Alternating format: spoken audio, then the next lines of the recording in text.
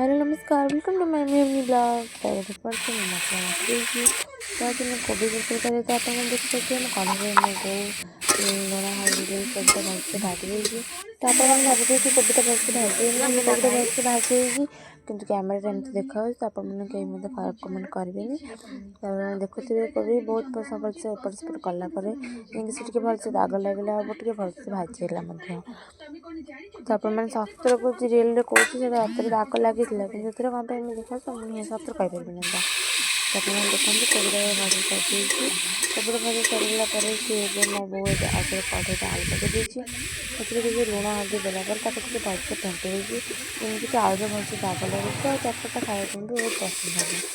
भल भी लगे तो अब से पुणी लुण पकईला लुण पर कितना हल्दी पकईला हल्दी पकई सारापर से भलसे घाटी देला आम एपट सेपट करदेला जगह लगे जोटा कि मतलब देखापी तो भल लगे खाई भी टेस्टी लगे तो आपण मैंने केमती करेंगे मत केमती कहे आम तो एमती ही करूँ आम घर तो मुझे टमाटर पकईदेली टमाटर पकई सारा किसी मसला दे भलसे कषिला कलर आप देखिए चेंज हो सारा तब मो बो कहला कि मो देखा भल लगुनि तथा मुझे देखी तब देखी पड़े मोर बाटन पड़ी ना लंका गुंड से लंका गुंड पकईकि पुणी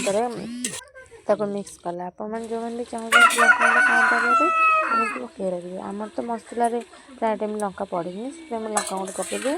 तब आलू टमाटर टी भलसे कषि सारापर से भजा रखा कोबी पकईदेली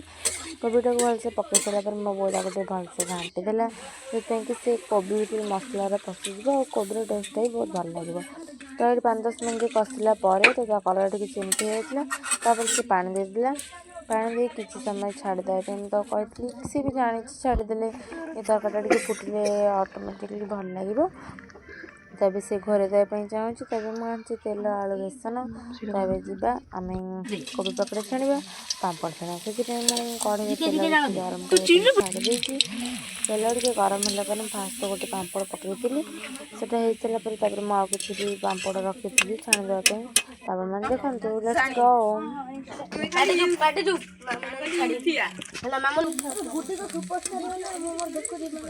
तो आप देखिए पापड़ छाणा रेडी तब मो बो किसी बेसन आगु गोली देता बेसन कॉर्नफ्लोर लंका गुंड लुण हल्दी कोबी